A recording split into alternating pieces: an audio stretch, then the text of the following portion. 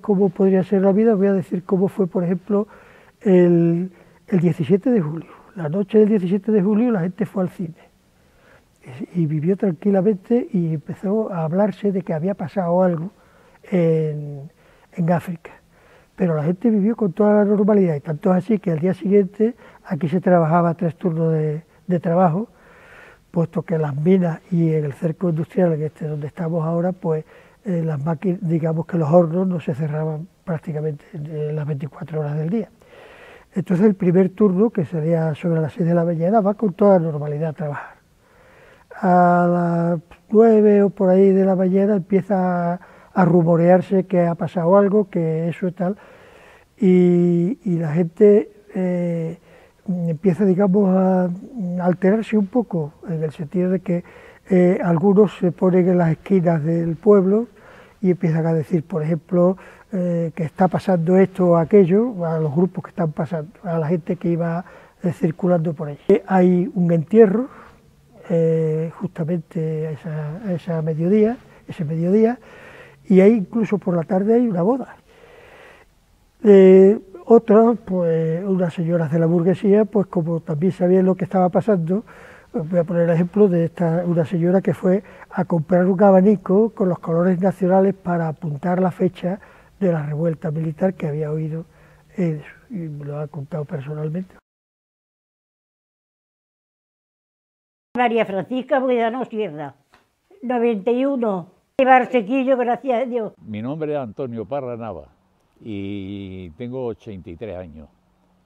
He estado trabajando aquí en el pueblo, soy oriundo de aquí, pero hace 54 años que estoy en Córdoba. Fernando Felipe Pérez, humildad 37, edad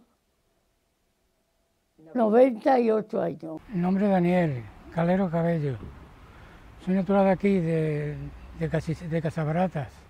Tengo 3 grupos que se hicieron los socialistas antes de la guerra, en el año 26 o 27. Ahí nací y ahí me crié hasta que me fui al servicio militar. Sí, yo soy uno de los valientes de la guerra. Soy Jerónimo López Moedano. He nacido en Peñarroya, Pueblo Nuevo, en 1952 y soy el cronista oficial de Peñarroya, Pueblo Nuevo. Sobre la guerra civil en Peñarroya, Pueblo Nuevo, pues hay que decir que se quedó en la memoria de mis padres y de mis abuelos, naturalmente, que la vivieron.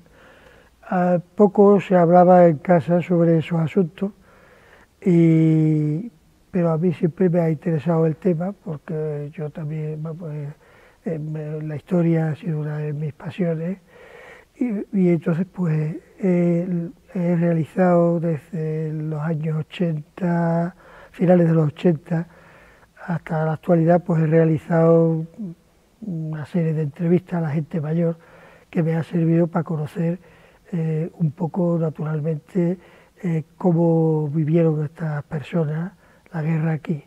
¿Y dónde pasó usted la guerra civil? Uy, en muchos sitios.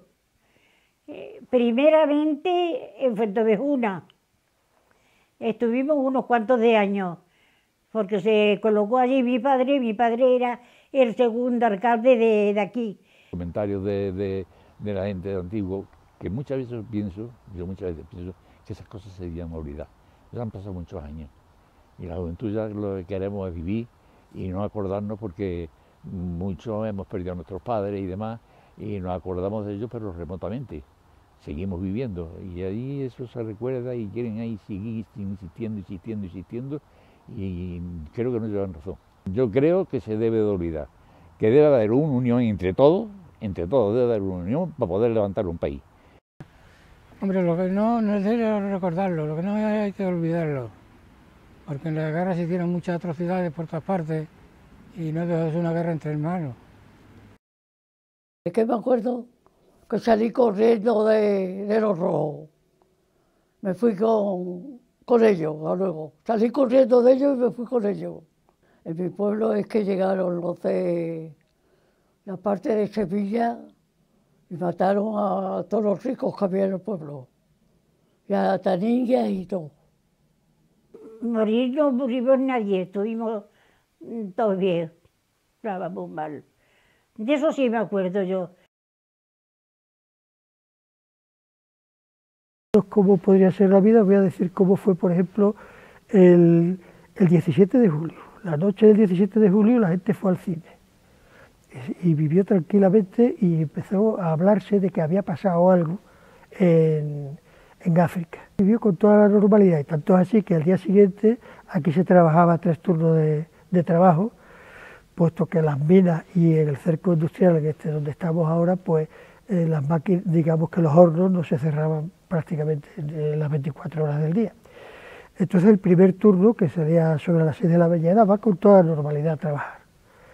A las 9 o por ahí de la mañana empieza a rumorearse que ha pasado algo, que eso y tal, y la gente empieza, digamos, a alterarse un poco, en el sentido de que algunos se ponen en las esquinas del pueblo y empiezan a decir, por ejemplo, que está pasando esto o aquello, a los grupos que están pasando, a la gente que iba circulando por ahí. El alcalde, Fernando Carrión Caballero, que era un republicano de izquierda republicana, un tipo enérgico, además uno de los considerados los mejores alcaldes del pueblo. 2 o 3 días después, pues vamos, las iglesias siguen abiertas, ningún problema, y en esos 2 o 3 días después ya empiezan a, digamos, a hacerse las primeras detenciones de gente de derecha, que naturalmente, ya digo que Carrión los detiene más por protegerlos de algunos incontrolados que por necesidad de detenerlos. Padre uno. Entonces los metieron en la cárcel porque era del otro lado y estuvieron 2 o 3 días allí en la cárcel. Y vino uno del otro lado, como decían los rojos. Bueno, pues esos rojos, vino un señor una noche y les abrió la puerta y los echó fuera. Y le dijo a mi padre, dice, que no sepa nadie que yo he sido. Lo mismo hacía Franco que hacían los otros. En mi pueblo fusilaron gente y no tenían bastante con la gente del pueblo que vinieron por los frailes a Fuentevedura y los mataron también allí. A partir de las 3 de la tarde, el segundo turno de trabajo no entra ya. Entonces se van a buscar los grupos de obreros del sindicato, de la UGT, se van a ir a buscar armas a las armerías locales y se van a ir al polvorín de las minas. Entonces éramos muchos los que nos juntamos en una habitación muy grande de aquí, de gente del pueblo. Y él el que se encargó, se tuvo que encargar él de toda la gente del pueblo. Y luego estuvimos allí por lo menos 5 años o por ahí así. Ya nos fuimos a Peñarroya, a la estación de Peñarroya. Mi padre era requeté y él andaba de la torre para acá, para llevarnos para allá y para acá, porque le pegaban tiros de otros sitios, yo ni sé de dónde se los haría. Pero bueno. Se forma un convoy que se hace, digamos que es la primera base del batallón Terrible, que se forma un batallón minero, el primero de los batallones que se hace, que va a intentar pues atacar a Eloso del Duque, que se ha sumado a los rebeldes junto a Pozo Blanco y esta zona. Aquí hay una cosa muy importante, primero que hay una masa obrera muy alta y además muy ideologizada, por lo tanto hay que tener cuidado con esa masa, pero afortunadamente, digamos, de tipo socialista, aunque estaban bastante radicalizados. Ya el 13 de octubre de 1936, los nacionales ocupan el pueblo. Las minas están casi paralizadas, las industrias se militarizan para contribuir al esfuerzo de guerra. Es que esto era un botín muy suculento, primero porque el carbón era el combustible que se utilizaba en las placas de carbón, que eran las cocinas económicas, que era lo que había entonces, y era el combustible base que era para todo, las fábricas y las cosas.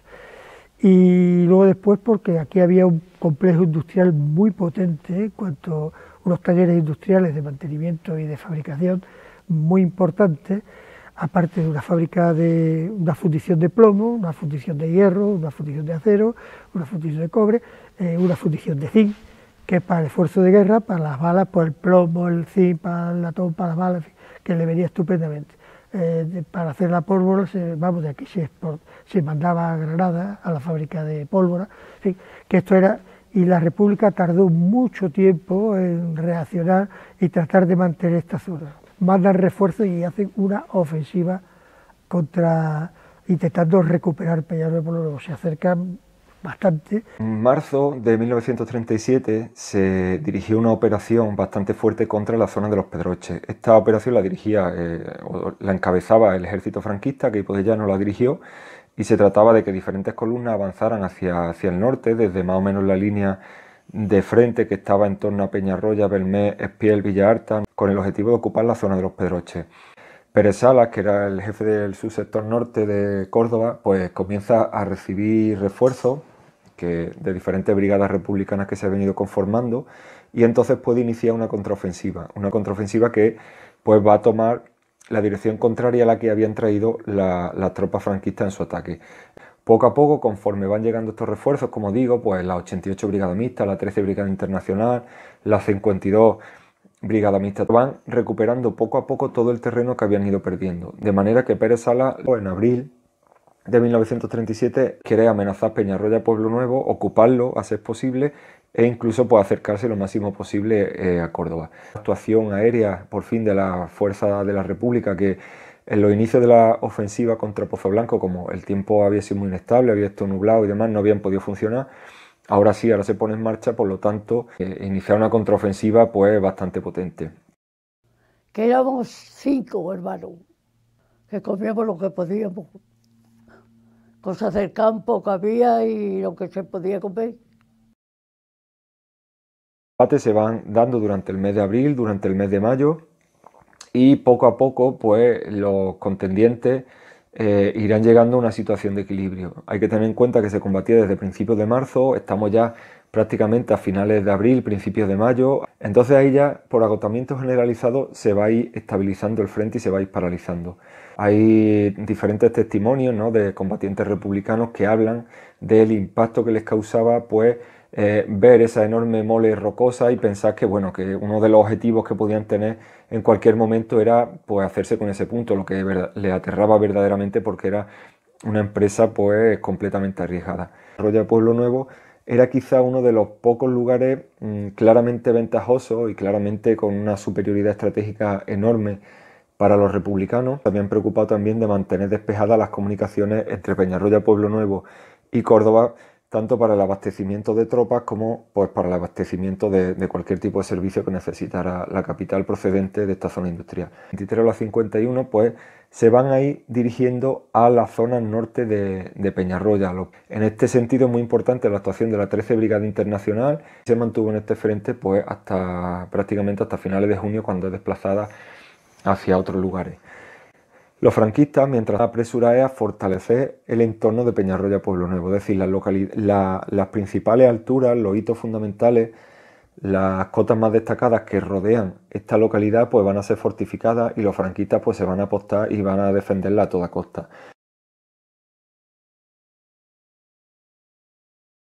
¿Cuáles son las características o qué tipo de construcción existe en este entorno? Bueno, pues el primero, que es lo más importante, es la trinchera. Por lo tanto, los franquistas lo que hicieron fue crear una especie de núcleos defensivos donde rodeaban las cotas altas de los cerros, ¿no?, con una serie de elementos defensivos, como podían ser nidos de ametralladoras, pozos de tirador, puestos de fusileros, etc., formando un círculo. Era un espacio cerrado donde la trinchera solo servía para comunicarse de un sitio a otro, y si el enemigo atacaba, pues tenía que ir ocupando uno a uno cada uno de estos elementos. Es decir, la trinchera es pues, el elemento fundamental. Otro punto importante son los observatorios. Los observatorios, como por ejemplo el que tenemos en el Peñón de Peñarroya, eran lugares cubiertos, blindados, con materiales resistentes, hormigón, cubiertas gruesas de hormigón, a veces hormigón armado, otras veces, bueno, pues hormigón más ligero, pero que son fundamentales porque los observatorios se sitúan en la parte alta, en las cotas principales, en los puntos más elevados, y permiten observar el frente enemigo o controlar un espacio muy amplio de territorio, pero desde un espacio cubierto en el que no se exponían al fuego enemigo. Se situó, podría servir tanto como para controlar los movimientos de tropas enemigos y organizar la defensa, o también pues para dirigir el fuego de artillería hacia las posiciones enemigas. Entonces es fundamental este tipo de construcción.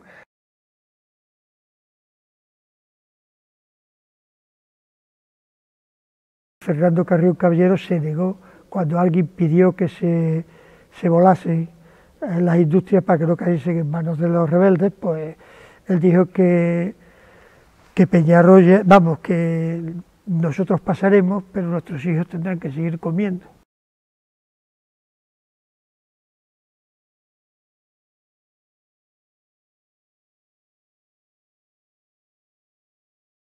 Era quizá uno de los pocos lugares claramente ventajosos y claramente con una superioridad estratégica enorme para los republicanos, porque claro, desde ahí se emplazaban dos cañones muy conocidos en el entorno, que eran el Felipe y la Leona, y con los que bombardeaban pues el cerco minero y la zona fabril. En verano de 1938 consiguen hacerse con ese punto, pues claro, tomarán esos cañones, los llevarán a Peñarroya Pueblo Nuevo, donde desfilará la población, los exhibirán, y posteriormente los llevarán a Córdoba también, donde los muestran allí a la población en la Plaza de las Tendillas, pues para que vea la artillería que utilizaban los republicanos en el frente.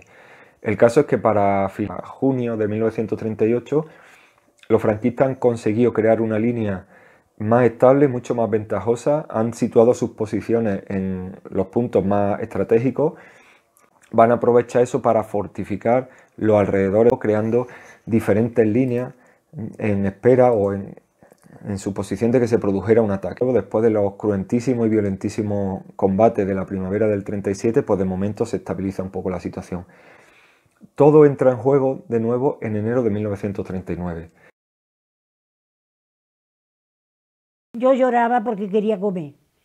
Y a ver cómo íbamos a comer. Si no podíamos, íbamos corriendo desde aquí a Fuentovejuna. Pero se salió mi padre a unos señores que estaban debajo de un árbol que estaban comiendo y se lo dijo, dice, mira que mi hija, dice, sí, tómale, me dio un trocito de pan. Pues sabés que me callé y ya no iba a llorar.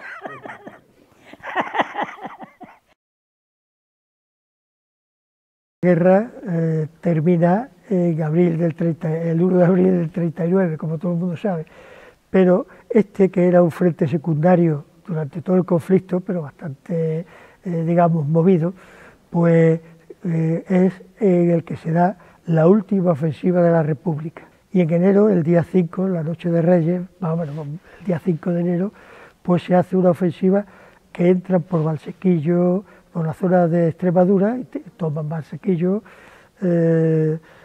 La Granjuela, una serie de pueblos que están relativamente cercanos, Los Blasques y hasta Fuentovejuna. Incluso llegan casi hasta los pies del Peñón. Es una ofensiva bastante, digamos, que obligó a que la gente del pueblo tuviera que evacuarse a otros sitios, a Córdoba, a otras poblaciones, a Villaviciosa, en fin, a la retaguardia. Esa ofensiva aquí se obligó a suspender incluso la cabalgata de Reyes que había salido del ayuntamiento y que había pasado el llano, y la gente pues se dio la vuelta y se recogió. De combate prácticamente la situación se quedó estacionaria. Esto es muy importante porque claro, en los momentos en que se está preparando este plan, ¿no? Pues se producen por ejemplo bombardeos a la zona de los Pedroches, claro, y aunque se consigue romper el frente y se consigue abrir una brecha de unos 11 kilómetros y penetrar hacia el interior, las fuerzas republicanas, la columna F, la agrupación Torá y el 22 Cuerpo de Ejército entran por esa ruptura del frente y comienzan a penetrar hacia el interior, no conseguirán de ninguna manera ocupar Peñarroya Pueblo Nuevo. El cinturón defensivo que se había creado en torno a esta localidad, como ya hemos dicho anteriormente, es enorme, es muy fuerte, está muy bien abastecido, muy bien fortificado, y por más que los republicanos lo intentaron, los anarquistas ocupan pues buena parte del territorio español. Aquí se habían quedado, pues, o bien la gente que pensaba que era que si tenían que morirse se morían aquí en su pueblo, o bien aquellos que eran, digamos, afines a los que venían. La noche siguiente, el día 6, una noche de luna llena impresionante, en la cual cientos de peñarriblenses cogen carretera adelante o buscan en el ferrocarril intentar salir. Pero como el ferrocarril no se podía utilizar, puesto que estaba utilizándose por los militares, pretenden llegar a Belmez y desde Belmez evacuarse, utilizar trenes que vayan a recoger tropas y esas cosas, y pues prácticamente la población se queda vacía. La primera parte de la ofensiva, que fue muy dura, pero que la detuvieron dos cosas. En primer lugar, el mal tiempo, que no permitió la actuación de los tanques republicanos, y la aviación nacionalista, la aviación que luego ya pudo actuar que era muy superior a la republicana en aquella fecha, y que pudo actuar luego ya con cierta libertad a partir del día 10 o el día 12. Implica de dominio de recursos, de dominio de población, de soldados, etcétera, etcétera, de comunicaciones. Por lo tanto, ellos tienen mucha más facilidad pues, para desplazar tropas, para armarlas, para prestarle munición, teniendo en cuenta también pues, toda la ayuda extranjera, italiana y alemana, fundamentalmente, de Mussolini y de Hitler, le estaban prestando a Franco desde el principio de la guerra, lo que le suponía una superioridad técnica y armamentística tremenda.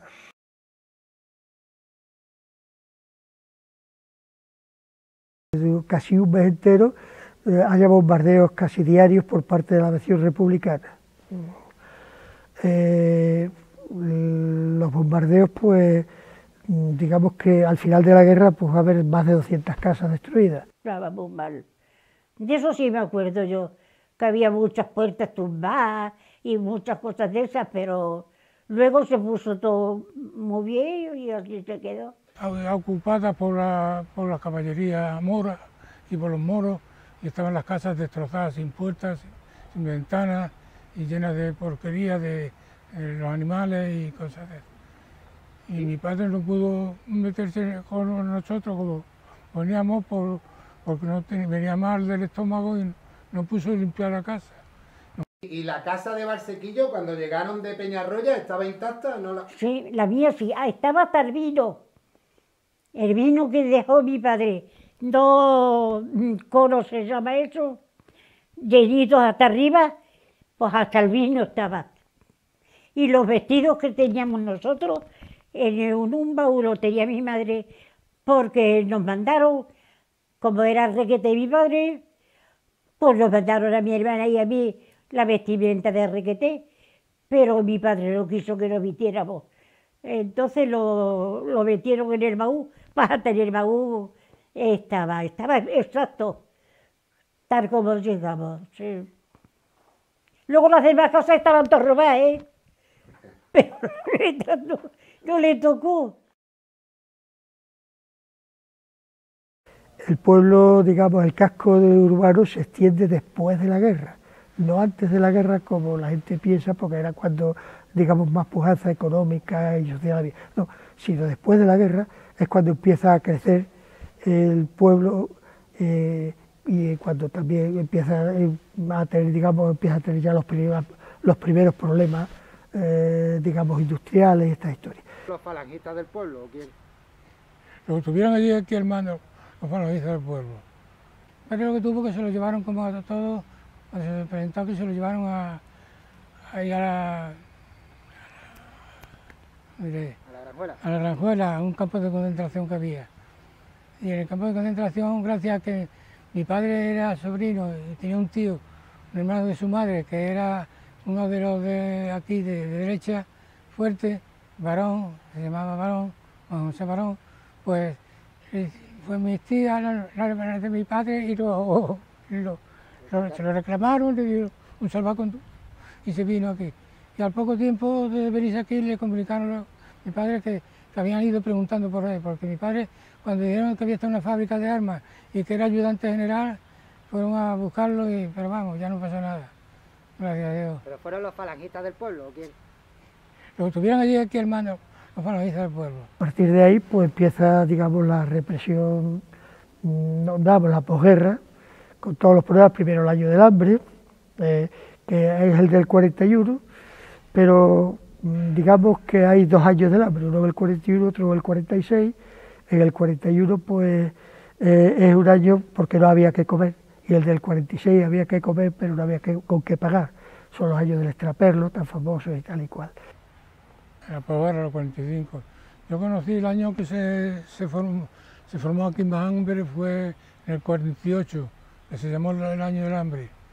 Y entonces el racionamiento del pan se hacía a través de las panaderías que había y se distribuía mediante una cartilla. Y eso era lo que teníamos. Un bollo, pues se llamaba, por cada individuo de la casa.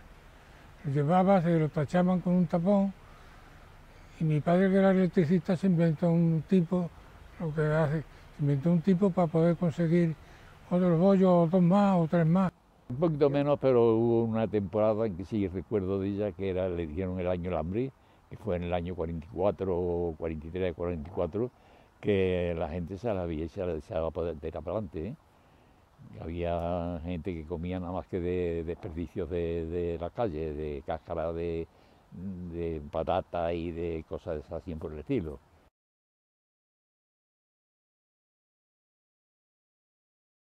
Hay mucha gente que piensa de que mirar el tiempo pasado es perder el tiempo, pues porque lo que ha pasado ya no va a volver. Pero sí es muy interesante el saber que las cosas que han pasado antes, ¿por qué han pasado antes?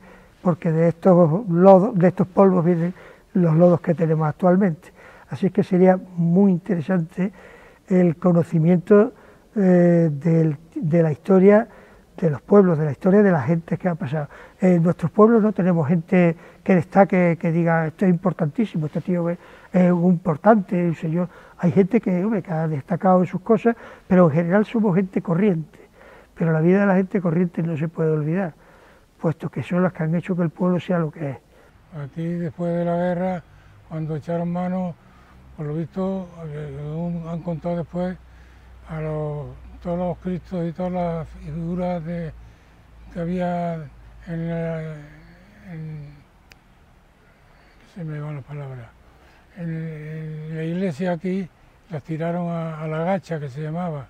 La gacha era un vacío de carbones y luego después, cuando se terminó la guerra, aquellos que los tenían fichados pasaron mal y algunos los mataron. Y entonces, a todos aquellos que piensan de que si se hurga en la herida, es que no hay que hurgar en la herida para hacer daño, sino hay que hurgar para conocer las cosas, por qué se produjo esa herida y cómo se puede no solo evitar que se vuelva a producir otra vez, sino además que la gente sepa por qué pasan esas cosas. Empezamos a ver el cine, pero mudo. Era lo que había, no había, hasta que ya después, luego ya después sí, ya era un cine estupendo, muy cerca también de mi casa. Y teníamos el cine, había 2 bailes, había muchas cosas. Peñarroya era muy... Ahora ya, como en todos sitios. La historia se ha contado de una manera.